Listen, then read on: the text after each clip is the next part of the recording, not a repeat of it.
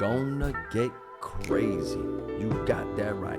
You're gonna be paying money for your Second Amendment right. That's right. The right to bear arms, you're gonna pay for it more than ever before.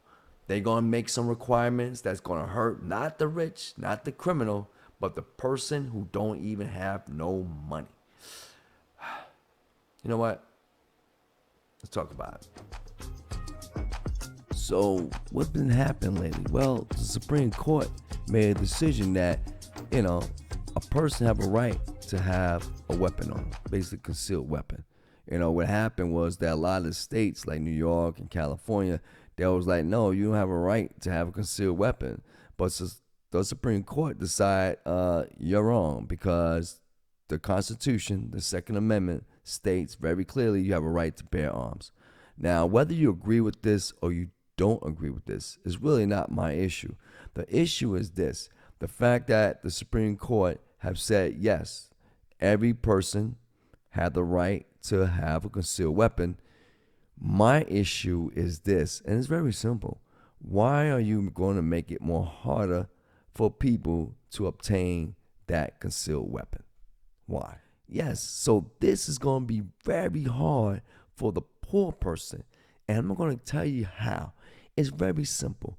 A lot of states are mandating, saying that you must take hours and hours of training. In addition, you must reveal all your social media sites. That's the Instagrams, that's the Facebooks, that's the Twitter. You get the point.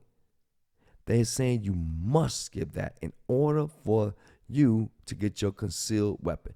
Keep in mind, this is not like, oh, well, you pay for your driving license, you got to pay and, study your drivers, take driving ed and all that. This is not the same because this law is a Second Amendment right based on the Constitution that you have the right to do what? To bear arms.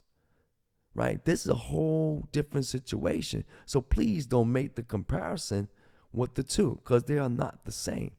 So they may say, well, I don't get it. Well, here's the shortcut of it all.